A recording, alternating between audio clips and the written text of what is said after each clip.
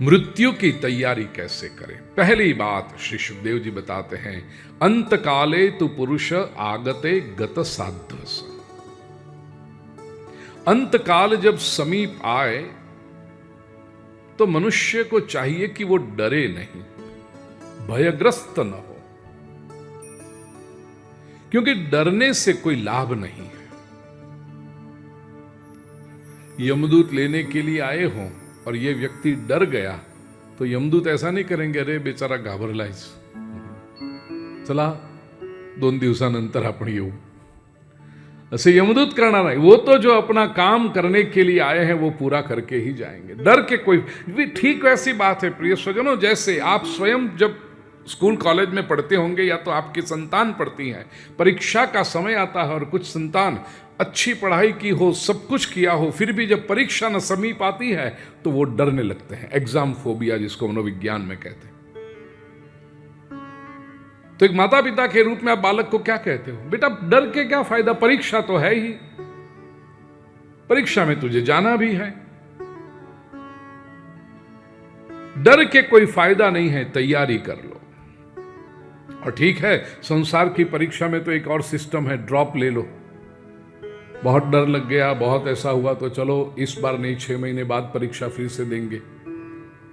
लेकिन ये मृत्यु की जो परीक्षा है उसमें ड्रॉप लेने का भी कि चलो इस बार छोड़ दो, 6 महीने बाद आएगा, ऐसा तो है नहीं। तैयारी वो एकमात्र मार्ग है। कैसे करें? अब डर लगता है वो हकीकत है। और मजे की बात देखो, मृत्यु से सचमुच जिसको नुकसान है उसको मृत्यु का डर नहीं है, और मृत्यु से जिसको कोई नुकसान नहीं है अभी, उसको मृत्यु से बहुत डर लगता है। इस बात को मैं समझाऊं। 18-20 वर्ष की आयु हो, इसको यदि कुछ हो जाए तो कितना बड़ा नुकसान है। 80 साल और जीना था इसको, 100 वर्ष की आयु अगर पकड़े तो 20 साल में यदि कुछ हो गया तो नुकसान बहुत बड़ा है। लेकिन 20 वर्ष की आयु में उसको मृत्यु का डर नहीं लगता है।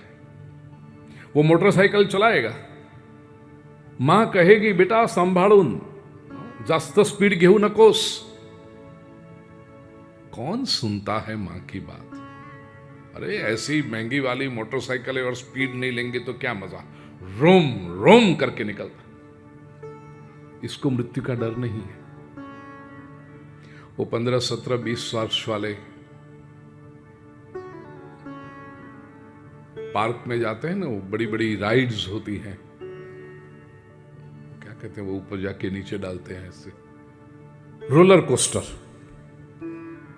ये रोलर कोस्टर में आप देखो 15, 17, 20 साल के लोग बैठते हैं ना, उनको इतना मजा, अब मुझे पता नहीं क्या मजा आता होगा। एकदम ऊपर ले जाएंगे और धड़ूम से नीचे डालेंगे। अरे काय मज्जा आली, काय मज्जा आली, काय मजा आली याचा। वो आधा घंटा लाइन में खड़े रहेंगे, 2 मिनट की राइड में धड़ूम से नीचे आए और वापस चला पुनः जाऊ, पुनः थ्रिल आता है उनको। 80 साल के किसी आजोबाला सांगा की आजोबा बसायचं याच्यात, थ्रिल। आजोबा सांगतात जेवढे उरलेले आहेत ते जरा शांततेने जगू द्या। अब समझो ये 80 साल के आजोबा को कुछ हो गया, क्या हुआ, नुकसान क्या है? उसने तो अपने जिंदगी जी ली ना, क्या नुकसान है? ऐसे भी अब पांव लटका के ही बैठे हैं। उनको नुकसान नहीं है, लेकिन उनको ही डर लगता है, और जिसको नुकसान है उसको मृत्यु का डर लगता नहीं है। ये कैसी विचित्रता है देखो।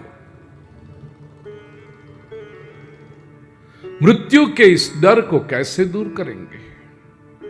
डर क्यों लगता है प्रिय स्वजनों? शास्त्रकारों ने ये डर की एनालिसिस की है, डर के कारण ढूंढे और वो कारण को दूर करने का उपाय भी बताया। मृत्यु की तैयारी में ये पहला काम है प्रिय स्वजनों कि इसके डर को, उसके भय को दूर कर दिया जाए। मृत्यु का भय लगता है, पहला कारण अज्ञान का कारण है। The fear of unknown. मृत्यु के बाद कहां जाएंगे वो पता नहीं है, इसलिए डर लगता है। आपको यहां से कोई बिठा दे कि ये ट्रेन में बैठो, लेकिन ये ट्रेन कहां जाएंगे वो ते का माहित नहीं, बस जा तुम्हें। या कोई गाड़ी में बिठा दे, जाओ कहां जाना है, क्या करना है, वहां पर क्या प्रॉब्लम होते का माहित नहीं, जा। तो डर लगे कहां जा रहे हैं। मृत्यु के बाद कहां जाएंगे वो पता नहीं है, इसलिए डर लगता है। तो शास्त्र ने कहा इस डर को दूर करने का उपाय है, बता दिया, भगवान के पास जाना है, प्रभु से मिलना है। प्रिय स्वजनों, जो बातें हम हमारे छोटे छोटे बालकों को समझाते हैं, यही बातें यदि हम स्वयं समझ लें तो हमारे 80% प्रॉब्लम सॉल्व हो जाए। समझो परिवार में किसी बुजुर्ग का निधन हो गया, उनकी फोटो पे ऊपर हार चढ़ा दिया, दिया धूप बत्ती लगा दिया आगे, मेहमान सब आते हैं जाते हैं, प्रणाम करने वाले। 4 साल का बालक कोई हो, वो अपनी मां से पूछता है, मम्मी आजोबा कुठे गेले। अब ये 4 साल के बालक को आप क्या समझाओ। तो मम्मी अपनी तरह से बालक को, बेटा आजोबा आहे ना देवाकडे गेले। आणि तो 4 वर्षाचा मुलगा मम्मीने सांगितलं आहे म्हणून गृहीत धरतो। तो आपल्या मित्रांबरोबर जर कंपाऊंड मध्ये खेळायला जातो तेव्हा सगळे सांगतात, तुला माहित आहे का माझे आजोबा देवाकडे गेले। 4 वर्ष के उस बालक ने मान लिया कि मेरे दादाजी भगवान के पास गए हैं। और उस 4 वर्ष के बालक को तो हमने समझा दिया कि दादाजी बाबूजी गए हैं भगवान के पास। हम स्वयं समझते हैं कि हमें भी भगवान के पास जाना है। इसलिए कबीर जी ने बहुत सुंदर कहा, नहा ले धो ले शीस गुथा ले, वहां से नहीं आना है, कर ले श्रृंगार चतुर अलबेली, साजन के घर जाना है। इसकी तैयारी कर ले, नहा ले धो ले शीस गुथा ले, वहां से नहीं आना है, कर ले श्रृंगार चतुर। और जो चतुर है ना वो ही तैयारी करते हैं, बाकी तो सब खा पी के मौज करते हैं।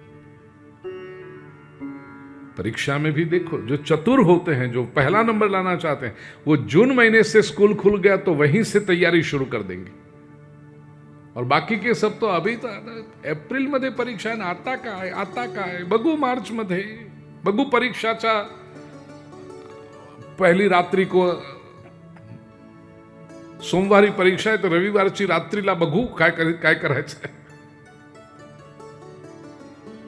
लेकिन जो चतुर है वो जून महीने से, जो चतुर है वो मृत्यु की तैयारी जीवन में ही शुरू कर देते हैं। और साजन के घर जाना होगा, परमात्मा से मिलने जाना है, प्रियतम से मिलने जाना है। प्रिय स्वजनों, बहनों, माताओं, महिलाओं के जीवन में एक अद्भुत क्षण आता है जब उनका विवाह होता है। विवाह करके ये कन्या जब मायके से ससुराल जा रही है, उस समय उसकी आंखों में आंसू है और अंतःकरण में आनंद है। ये दोनों इमोशंस, आंसू और आनंद, कॉन्ट्राडिक्टिंग इमोशंस है, लेकिन एक साथ में है। आंख के आंसू भी 100 टच के हैं और अंतःकरण का आनंद भी 24 कैरेट का है। आंख के आंसू क्यों हैं? जहां पर जन्म हुआ, आई वडील, परिवारजन, मैत्रीण, हे सगळ्यांना सोडून जायचं है, तो स्वाभाविक है आंखों में आंसू आएंगे। और अंतःकरण में आनंद भी है। क्यों? प्रियतम को मिलना है।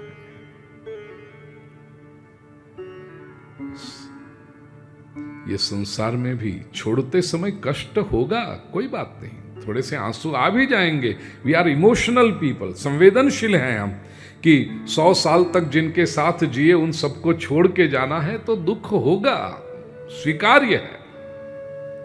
लेकिन अंतःकरण में आनंद भी तो होना चाहिए कि मेरे परमात्मा से मिलना है।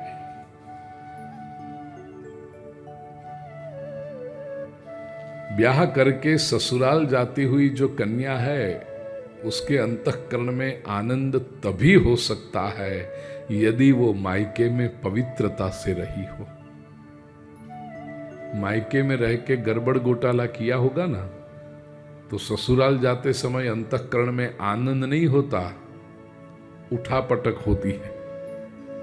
यहां के सब धंधे वहां पता चल गए तो बस यही बात है। संसार में जो पवित्रता से जिया है उसी को मृत्यु के समय प्रसन्नता होती है। संसार में रहकर जिसने उल्टा सुल्टा ही काम किया है उसको मृत्यु के समय हृदय में धक धक धक धक होगा ही, क्योंकि यहां तो कदाचित मायके वाला सब गड़बड़ वहां न भी पहुंचे, जीवन भर छुपा भी रह जाए, ऐसा हो सकता है। लेकिन परमात्मा से तो कुछ छुपा है ही नहीं, उसको तो सब पता है। तो मृत्यु का तैयारी करने आए, जीवन पवित्रता से जियो, तो मृत्यु के समय भय नहीं हो। मृत्यु के समय भय लगता है दूसरा कारण,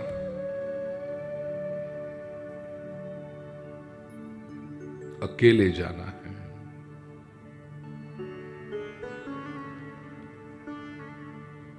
और ये भी तो है, अकेले ही जाना है। लाख कोशिश करो कोई कंपनी देने नहीं आएगा। किसी को बोल भी नहीं सकते कि पूरा जीवन साथ में बिताए। देखो, एक गांव में जन्म हुआ, पढ़े लिखे साथ में, कॉलेज साथ में किया, नौकरी की शुरुआत साथ में की, बिजनेस भी साथ में किया, पार्टनरशिप भी बिजनेस में रही, दुनिया भर में वेकेशन छुट्टियां मनाने साथ में गए। अब एक के 90 हो गए, जाने की तैयारी आई, दूसरे को कहेगा चल तू भी, वो कहेगा नहीं और 5 साल नहीं आ सकता कोई, अकेले ही जाना होगा। तो क्या करो, इसकी भी तैयारी करो। प्रिय स्वजनों, दिन में 15 मिनट आधा घंटा अकेले रहने का अभ्यास करो एंड एंजॉय योर अलोननेस। मेरे शब्द को ध्यान दीजिएगा, लोनलीनेस से तो पीड़ित सबको ही है। मैं कहता हूं एंजॉय योर अलोननेस। अकेले में आनंद होना चाहिए। आजकल लोगों की तकलीफ ये, अकेले नहीं रह सकते। और जैसे ही अकेले पड़े, कुछ लोगों को ऐसी भगवान ने सुविधा दी है, रिटायर्ड लोग हो या तो हाउसवाइफ हो। तो आजकल जमाना ऐसा आ गया, लोगों को हाउसवाइफ शब्द भी अच्छा नहीं लगता। किसी बहना से पूछो भाई आप क्या करती हो, काय नाय हाउसवाइफ। उसमें मुंह क्यों बिगाड़ते हो हाउसवाइफ ऐसा करके? हाउसवाइफ भी अच्छा काम है। और हाउसवाइफ शब्द आपको अच्छा ना लगे तो मैं एक जरा पॉम्पस शब्द देता हूं, वजन पड़ेगा। अब से कोई आपसे पूछे ना की बार कि क्या करते हो, तो कहना डोमेस्टिक इंजीनियर। देखो ऐसा वट प्रभाव होगा, डोमेस्टिक इंजीनियर, काम वही होता है। ये सब मल्टीनेशनल कंपनीज में मैं सेमिनार लेता हूं ना, बिजनेस सेमिनार उनके दुनिया भर में, तो ये पता चलता है। कोई भी एक पोजीशन किसी को निकालना होगा नौकरी से, तो कहते हैं तेरी पोजीशन बंद हो रही। और फिर वही दूसरे को एम्प्लॉय करेंगे तो जरा टाइटल बदल के, उसका रोल बदल के, जरा डोमेस्टिक इंजीनियर। उनके पास एक सुविधा होती है, दोपहर को 4-5 घंटे अकेले रहने का सौभाग्य प्राप्त होता है। घर के सब लोग चले जाएं, काम वाले भी चले जाएं, फिर 12, साढ़े 12 से लेकर 4 बजे तक वो अकेले होते हैं। और यही समय उनको इतना तकलीफ वाला होता है, काय करायचं एकटी मी, आम्ही एकटे। अरे इसी को तो एंजॉय करना है, दिस इज योर टाइम। वो अकेले हुए कि फिर देखो सब पेपर उठाएंगे, टीवी देखेंगे, और वही सीरियल जो 3 दिन पहले आई थी, वो कौन सी, अनुपमा। क्या लोग हैं ऐसे, पता नहीं क्या मजा आता है इसमें।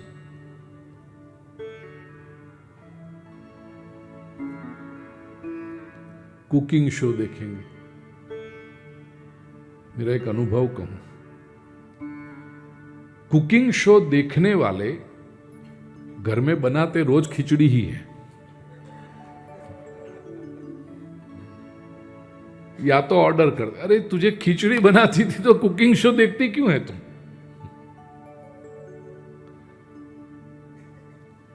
Time pass. टाइम हम पास करेंगे या वास्तविकता तो यह है टाइम हमें पास कर रहा है। कालो न यातो वयमेव याता। समय कहां जाता है, जा तो हम रहे हैं। और अभी एक ऐसा खिलौना लोगों के पास आ गया है, जैसे ही अकेले हुए तुरंत निकल के छोड़ो इस खिलौने को।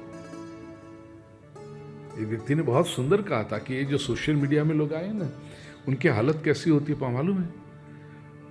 कोई नई नई माता बनी हो, युवती कोई 25, 27, 28 साल की, 30 साल की नई नई मदर बनी हो, उसका 2-3 महीने का बालक हो ना, उसको देखना, वो हर 10 मिनट जाकर डायपर चेंज करती है, डायपर चेक करती है। अरे 10 मिनट में नहीं होता है कुछ बार बार। ऐसे ही लोगों के पास जो मोबाइल होता है ना, वो हर 5 मिनट में निकाल के क्या अलग का, क्या अलग का, क्या अपडेट अलग का। ये बीमारी है। अकेले रहने का अभ्यास करो। आपको अपनी का अकेले रहने का अर्थ है आप अपनी कंपनी में हैं। तो अच्छे व्यक्ति आ जाए तो उसकी कंपनी में अच्छा लगता है ना। मावशीची मुलगी बहन आली, वो आधे घंटे के लिए आई थी, 2 घंटे बात की, और फिर भी जब जाने के बाद अजून बस की ग अर्धा तास चांगलं वाटतंय तुझ्याशी बोललं। कंपनी अच्छी लगती है उसकी। अकेले रहने का मतलब है हम अपनी कंपनी में हैं। आप खुद के लिए इतने बोरिंग है कि आपको अकेले रहना ही अच्छा नहीं लगता। Be interesting for you to learn to enjoy your aloneness. मृत्यु के समय भय लगता है, इसका तीसरा कारण है जीवन भर हमने जो मेरा मेरा मेरा समझकर इकट्ठा कर रखा है, संपत्ति, प्रॉपर्टी, पब्लिक, पीपल, ये मेरा है, ये मेरा है, ये मेरा, ये सब कुछ एक झटके में छूट जाता है। इसका डर लगता है मनुष्य को। इतने समय से ये सब मेरा रहा, अब नहीं रहेगा, छूट जाएगा, अवश्य छूटेगा। लाखों वर्षों का इतिहास ये बता रहा है कि मनुष्य की जब भी मृत्यु हुई सब छोड़कर ही गया है। अभी तक कोई भी व्यक्ति एक पिन भी लेके गया नहीं है। आपको यदि लगता है कि आप कुछ लेकर जाओगे तो प्लीज मुझे बता देना, मैं अपने पिताजी के लिए एक कुर्ता भेजना चाहता हूं। कुछ भी नहीं, सब छोड़ के ही जाना पड़ेगा। तो इसका अर्थ ये हुआ कि छोड़ने का अभ्यास करें। प्रिय स्वजनों, जो संपत्ति आपने अपनी मेहनत से, अपनी बुद्धि चलाकर, अपना समय देकर के इकट्ठी की है, उसे छोड़ने का अभ्यास करें। इसलिए सभी धर्मों में दान की महिमा है, त्याग की महिमा। कुछ लोग कहते हैं वो तो सब धर्म वाले कहेंगे ही ना, हम लोग सब दान नहीं करेंगे तो उनके आश्रम कैसे चलेंगे, उनके घर कैसे चलेंगे, उनके मंदिर कैसे चलेंगे, उनकी संस्थाएं कैसे चलेगी। प्रिय स्वजनों, ध्यान रख लीजिए एक बात, ऐसी हवा दिमाग से निकाल दीजिए। हम कौन होते हैं किसी का घर चलाने वाले? हम कौन होते हैं किसी का आश्रम, मंदिर या संस्था चलाने वाले? हम दान करते हैं, वो दूसरे पर उपकार नहीं कर रहे, वस्तुतः हम अपना अभ्यास कर रहे हैं।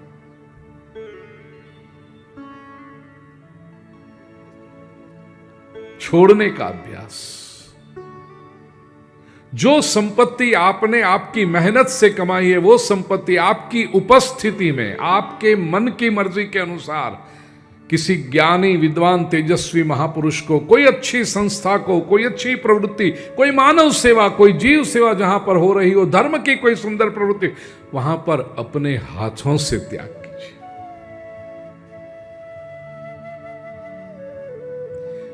और ये खर्च नहीं है, ये आप बो रहे हैं बीज जो भविष्य में आपको प्राप्त होंगे।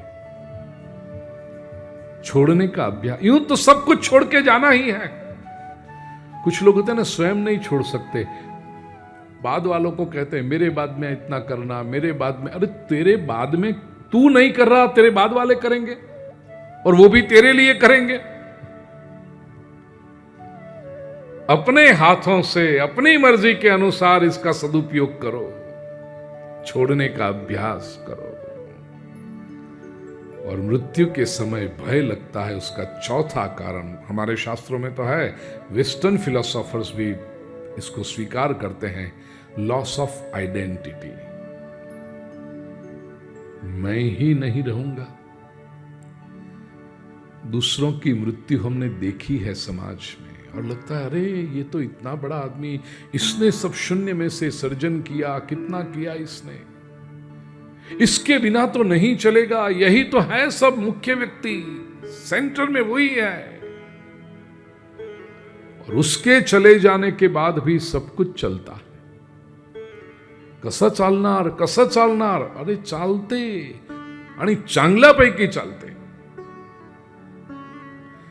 पानी में से उंगली निकाल लो और जगह जैसे भर जाती है, ऐसे सभी के बिना चलता है। तो व्यक्ति को ये लगता है मेरे बिना भी चलेगा,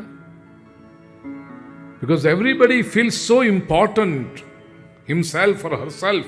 सबको ऐसा एक मजा आता है ऐसा सोचने में कि मेरे बिना नहीं चलेगा। 80 वर्षांची आजी असेल ना, त्यांना सांगा की कथा ऐकायला तुम्ही या द्वारिकेमध्ये। अहो यायचं आहे, पण काय करू, माझ्याशिवाय चालणारच नाही, घरी आहे ना असे सगळे काम आहे, माझ्याशिवाय ना चालणार। अरे आपकी बहू आहे ती सून 55 वर्षांची, पण तिला काय लगीन करून येऊन केवळ 30 वर्ष झाली या घरात, केवळ 30 वर्ष। आणि त्यांचं काय ते आपलं सारखं नाहीये, ही सगळी नवीन सुना येतात ना, आपला सारखा नाही मस्त।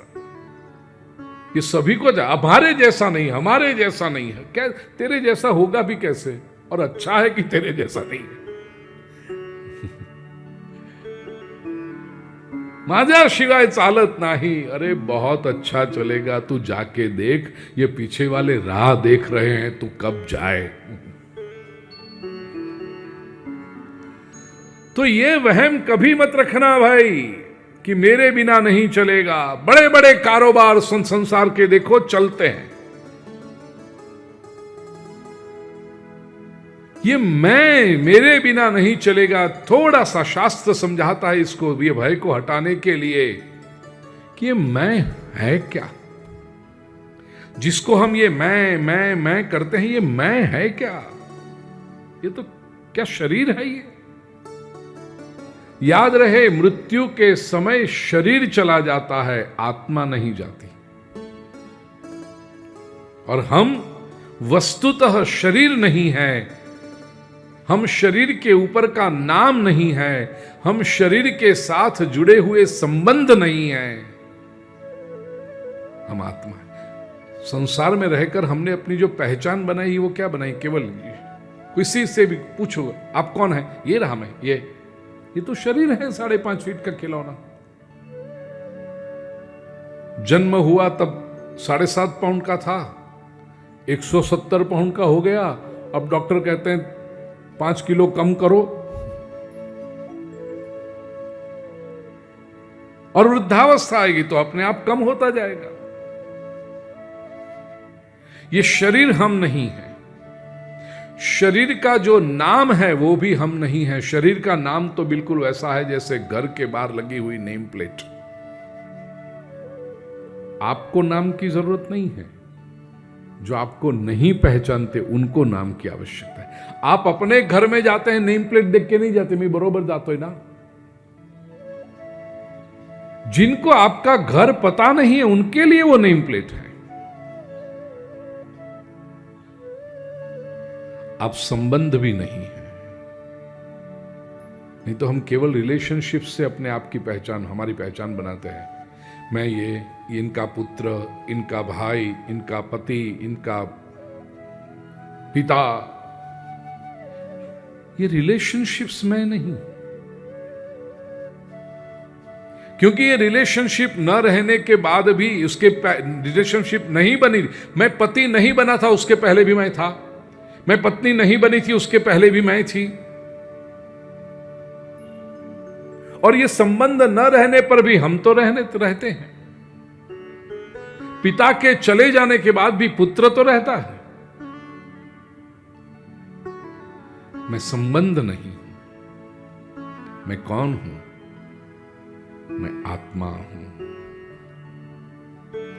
चिदानंद रूप शिवोहम शिवोहम।